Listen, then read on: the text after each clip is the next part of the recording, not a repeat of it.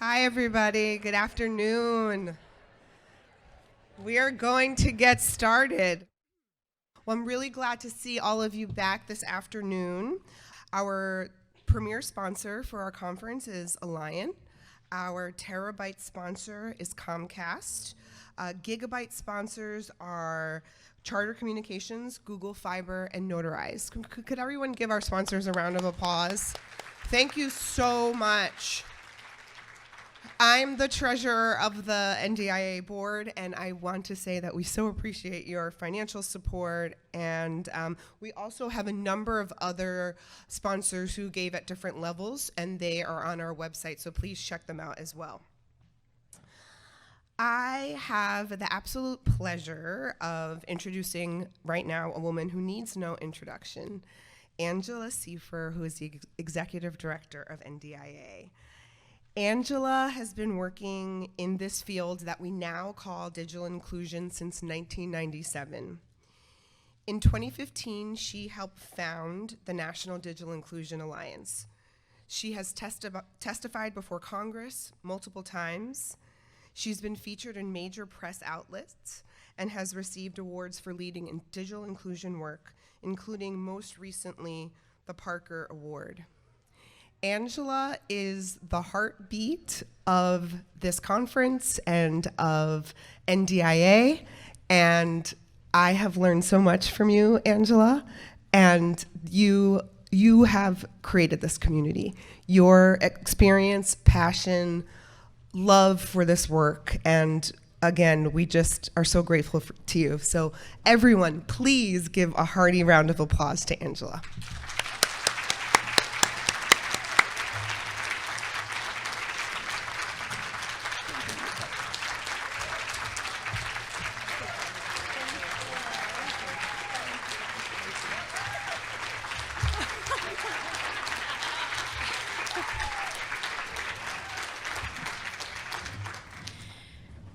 Y'all are gonna make me cry, and this is live streamed. I'm a little speechless. Oh my God, we're here. It feels like it's taken us so long to get here. There's so much right now. Like, I don't even know where to start, right? That the world finally realized the work that we all do is important.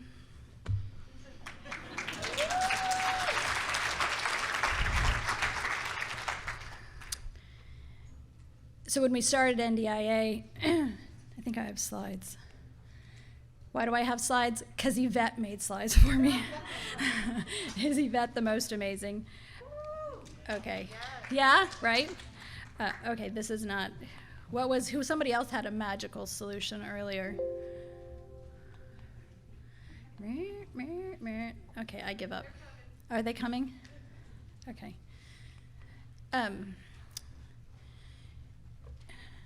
So we started NDIA like 7 years ago, and I realized with new folks in our community that it looks like we have our shit together, right? That's because I have 15 staff members now. That's why it looks like that.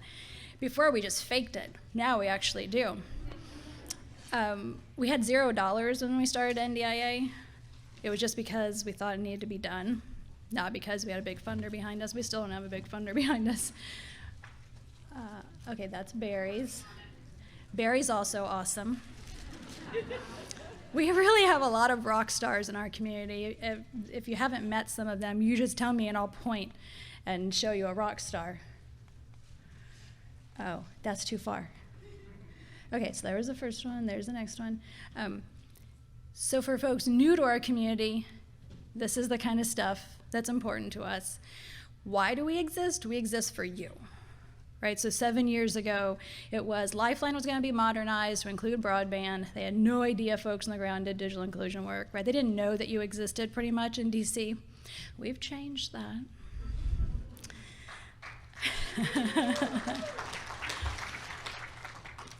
So everything we do is for you guys. This was our cake.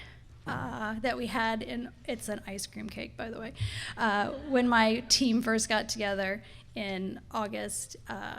and it means 2.75 billion for digital inclusion. When we first started working on that Digital Equity Act, we were talking million.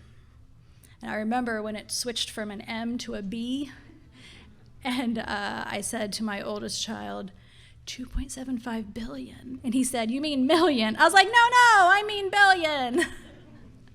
So we finally have the resources coming in, and the discussion we just had at the NDIA team meeting yesterday was, we got to make the most of this, right? Like, this is our moment, right? It was our moment to get the money, so now the money's gonna come. Now it's our moment to make something out of that money. So NDIA's role in all of this, see, here we are. Oh, look, Yvette even got the new photo up. That's from yesterday.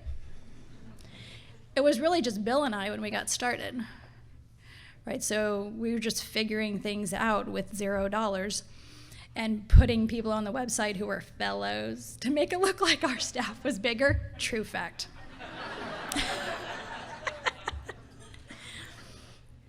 So what we do is learn from you all, right? Like, you guys are the experts. We exist for you, so that all the amazingness that you're doing on the ground, that you have more resources and more expertise and more of everything that you need to do your jobs. So we learn from you. We take that information to policymakers. Sometimes they listen to us. Sometimes they actually make laws and rules that matter to you, to bring that back to you so that it makes sense. And in that, we're also making sure that you all can talk to each other. Because how are you going to learn the awesomeness if you don't talk to the other awesome people doing the work, right? So that's really our role in all of this. We actually did a strategic plan. The board asked me like 2 years ago to do a strategic plan, and I was like, yeah, with what time and what money, and we're supposed to do a strategic plan. Well, all of a sudden, I just don't have any time, but I did find some resources to make a strategic plan. So this is what we're doing. None of it surprises you, right? You're all like, yeah, right? Like, these are the things that NDIA does now, but the difference is we're being more strategic about it. Like this digital equity and inclusion, we mean business, right? You can see it in our staff, you can hear it when you talk to the staff. It's all very real. We actually came up with a mission statement. We didn't really have a mission statement before. We knew what we were doing, but it was not words that we'd actually put together. So mission statement, vision statement. Again, none of this is surprising you all, right? But the difference is that we actually have it written down now. And our values. I think one of the parts that surprised me in putting this strategic plan together was how important these values, like just identifying them, writing them down, and then the team, all of us, we make decisions based upon these values. I've never worked someplace like that before. And it's really amazing to be in a space where we can say, this is what's important to us, and this is what we're gonna do. And I can't say it enough. Every time the decision comes back to, well, does it benefit Wanda? Where's Wanda?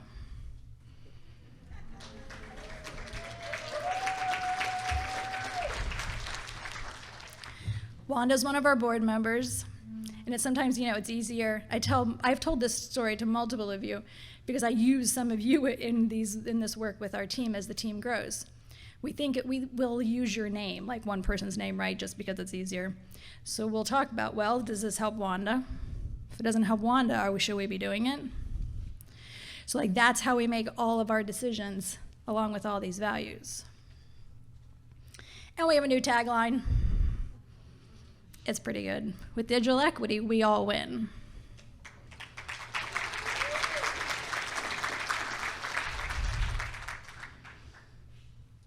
And I think I'm supposed to give you a little teaser that we're going to make a big announcement. Wait, Yvette, am I supposed to say more than that? Where's Yvette? I can say more? And who's up speaking next? This is how much I know and don't know anymore. The Google video is coming. Okay. So you all know how the Digital Navigator program, the model is a big part of NDIA. Early days of the pandemic, there were discussions on the listserv. I know we're one of those crazy organizations where a lot of stuff goes down on the listserv. So if you're not on the listserv, you should talk to Pamela and make sure you change that.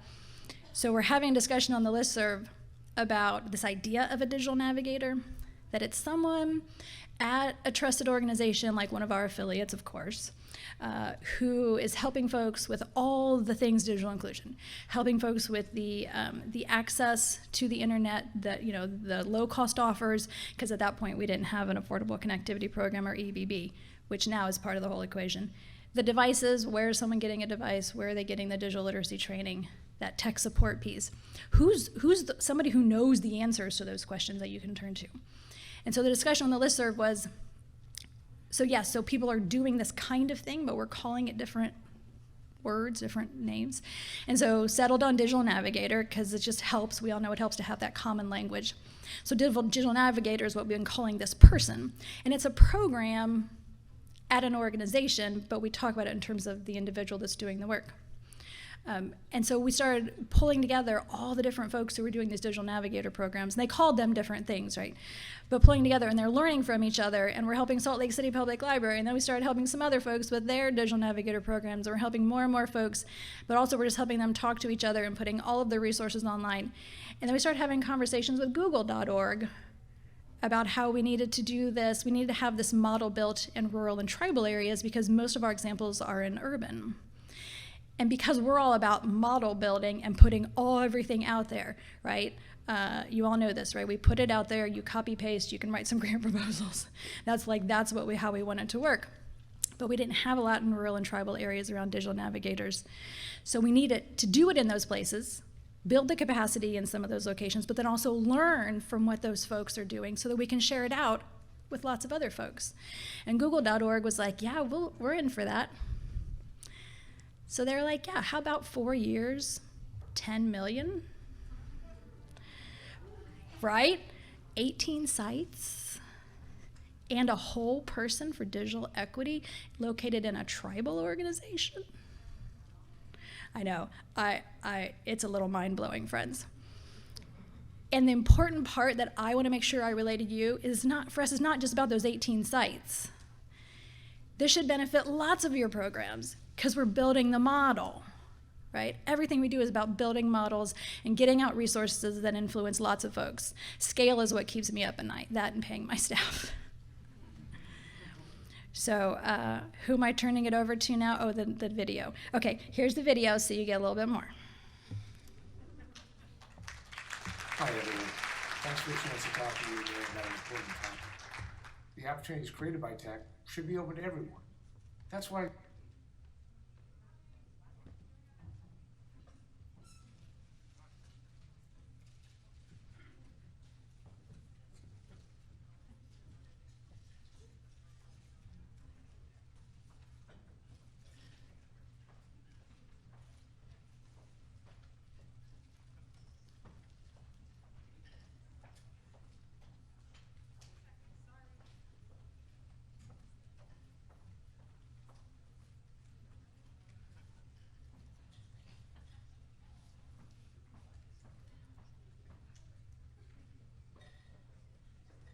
Hi, everyone. Thanks for the chance to talk.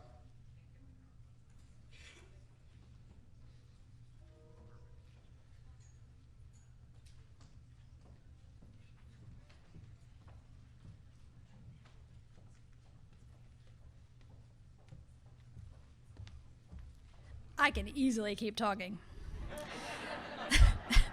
That is no problem. It was pointed out to me that I didn't actually say which organization our special tribal digital equity person is going to be located in. Amerend is our special partner for that position. And they're going to be here to tell you about their role in all of this. We are thrilled to partner with them and thrilled that this project is going to have that whole person over there working on these issues and coming at it from the tribal perspective. So it's not somebody telling folks what to do, but learning from folks who are already in the community. Okay, now we're good? Thank you. Oh, Lowe's like, maybe. Okay, here, let's try it. Okay. Talking to you today about an important topic. The opportunities created by tech should be open to everyone. That's why Google.org is excited to support the National Digital Inclusion Alliance with a $10 million grant. Over the next 4 years, this money is going to help lots of Americans get the skills they need to be connected and confident internet users. The support will let NDIA create a corps of digital navigators, helping people in rural and tribal communities to access online services. Those digital navigators will be hands-on, trusted guides. You can think of them as go-to tech support people for their communities. They'll help folks access resources that we sometimes take for granted, whether that's having an email address or using online banking, applying for social services, or finding career and business opportunities. We're looking forward to seeing the impact that NDIA and these digital navigators will have, and we're proud to support their efforts to make the internet available to everyone. Thank you. Hello, I'm Suzanne DePoe, test engineer, and also on the Google Aboriginal Indigenous Network Leadership Council. I'm an elder and member of the Confederated Tribes of Siletz, Oregon. My tribes, Tututni, Southern Cheyenne, and Chippewa.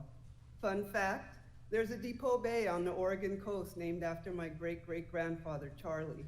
I'm honored to be here today as Google and Google.org celebrates this $10 million grant given to the National Digital Inclusion Alliance for Rural and Tribal Communities.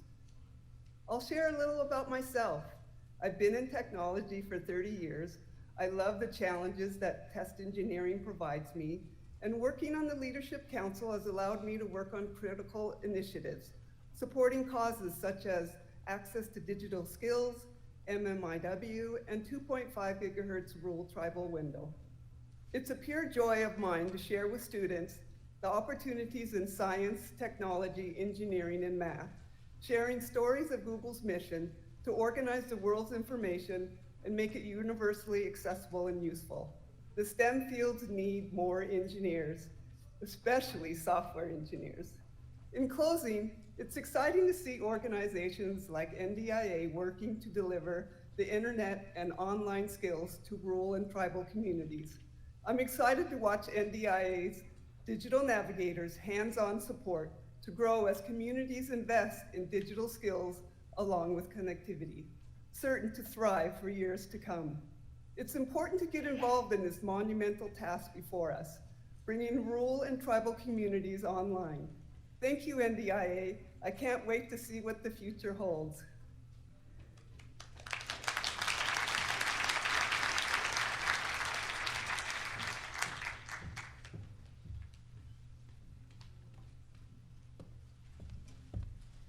Okay, so now it's my pleasure to bring up Geoff Blackwell from Amerend.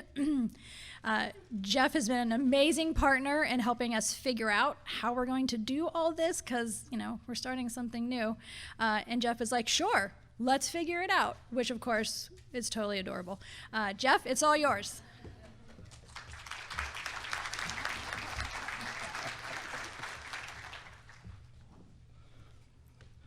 Ishje Chokma, Washte, Estanko, Sohoshafat Jeffrey Blackwell, Saya Chikasha, Muskogee Creek, Choctaw, and Umaha, Sohoshafat Ishtadabi.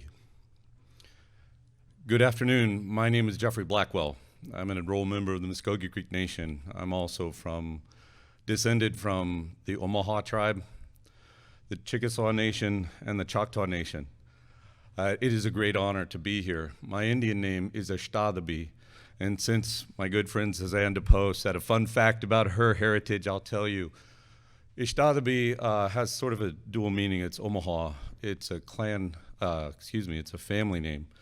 The fun fact is that it is a name that I have inherited from fathers, grandfathers within our tribe.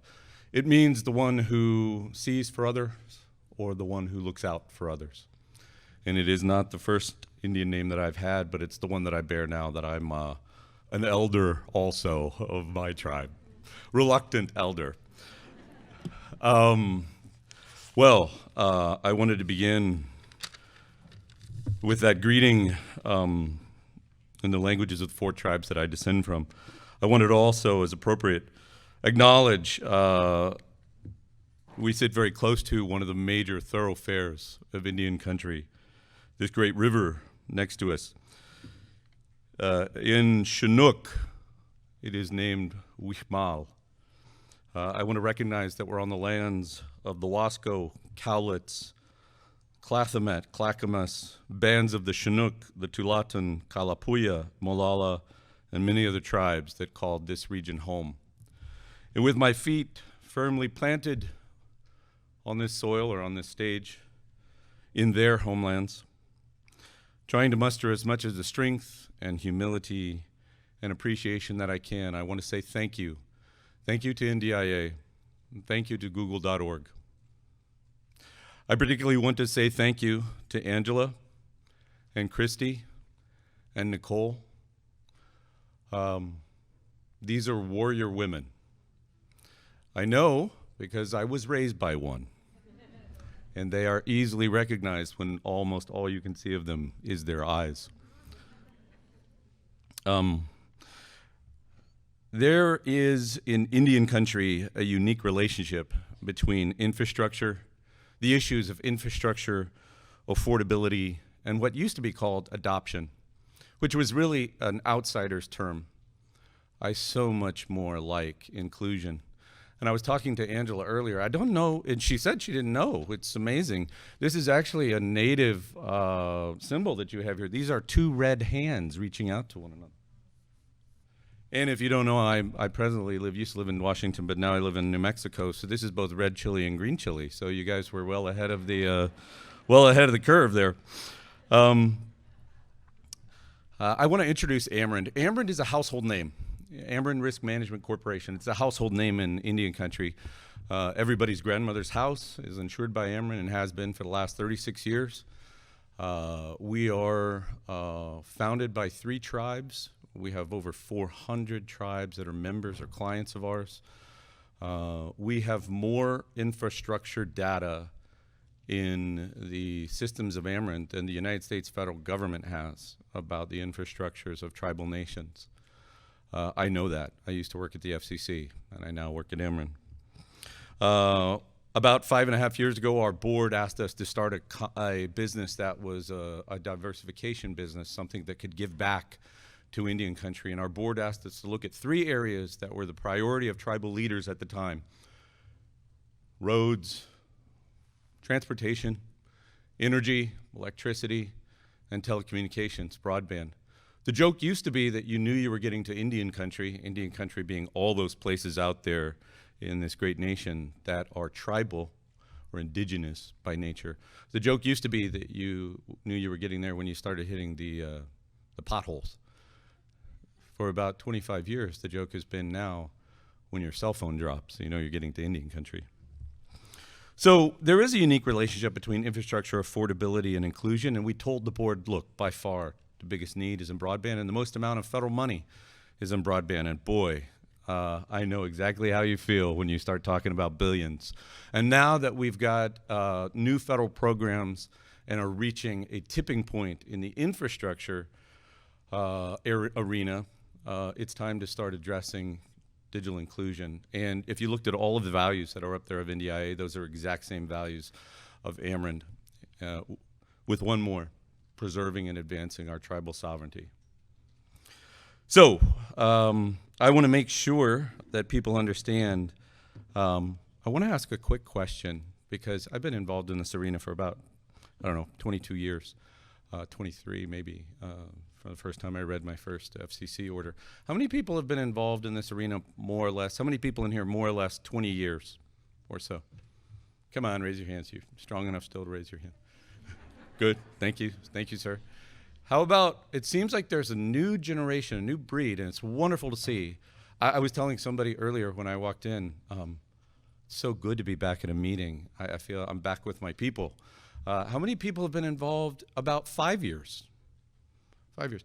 Okay, so the people who've been around 20, you got to get with the people who are 5. We owe them dinner. We got to make sure and take them out to dinner. So sign up for it. This is a flexion point in society, in this transition of what we long ago started calling the digital divide. It was over a decade ago we started calling that. And in Indian country, we're still dealing with parts of it. And you, if you're sitting in this room, you have a pretty good understanding of why. Mr. Walker, I really don't think I can add much to what the digital navigators in any country will do beyond what Mr. Walker and Ms. DePoe have said right now. But I do want to say there's something challenging here in this particular digital divide. If you've ever lived on the other side of town, if you've lived away from the bright lights in big city, if you've regarded that from a distance, I mean, literally one side of the island has some of the worst socioeconomic situations, and on the other side, there's Louis Vuitton and Ted Baker. So we've got our work cut out for us, but this is where I thought we would be. I had hoped we would be about 12 years ago. I really thought that we had the digital divide on the run, but now we really do. So no better time than present. I want to make sure that you understand that it's not just going to be one person within Amerend. We are comprised, Amerend is an arm of the tribe. We are a federally chartered tribal corporation located in Indian country. And with those 400 tribes, we have tribal leaders and tribal business housing directors that are our board of directors, people that are deeply embedded in these communities, and everybody loves Amerend Critical Infrastructure. I'd like to introduce the director of Amerend Critical Infrastructure, a former FCC office chief like me, Irene Flannery, please. Yes. Irene used to go to work on 12th Street Southwest in D.C., and now she goes to work on Cedar Lane in the middle of the Santa Ana Pueblo, an Indian reservation. So this has never been done before, and I love the model here. It's grassroots.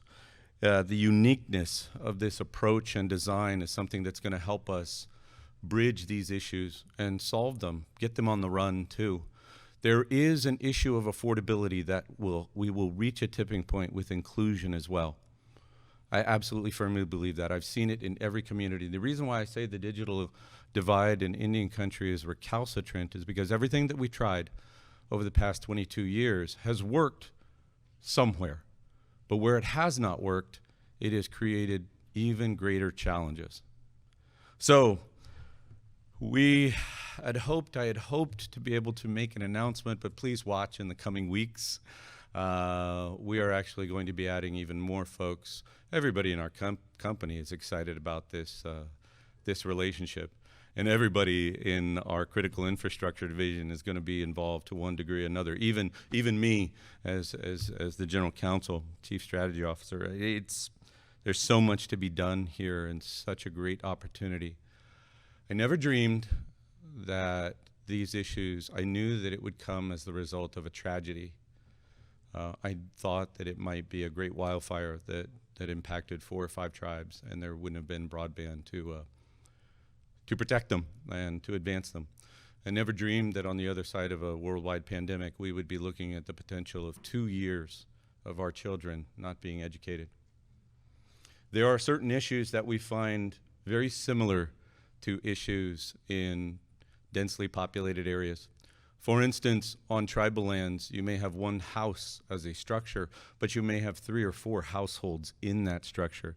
Therefore, 3 or 4 anchor grandmothers or mothers or fathers who are their financial source in that structure. So this takes time and effort, and as Angela can tell you, also patience. Thank her deeply for her patience as we get our act together. So in this effort, we'll be going region by region, tribe by tribe, community by community, and family by family. And we need your help. This is a call to action. There is a lot of talent in this room. I look around this room, and it's the most maybe number of heads nodding I've seen standing at a place like this for a long time. So, Amerend.com, Geoffrey Blackwell. Reach out. Please let us know. For those of you that have been involved 20 years or 5 years, I can tell you, perhaps the highest and best use of your skills, perhaps some of the most rewarding work you will ever do in digital inclusion will be in Indian country. I know there are a number of tribal members and people of indigenous descent in the room. Could you please raise your hands?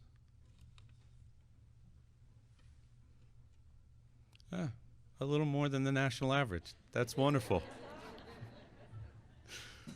So we're going to be launching some efforts. We're going to be launching a meeting, gathering place, taking NDIA's direction at that. We're going to be doing some training, contributing to the community. Please watch in the coming weeks for announcements. And Mado, thank you very much. Thank you very much.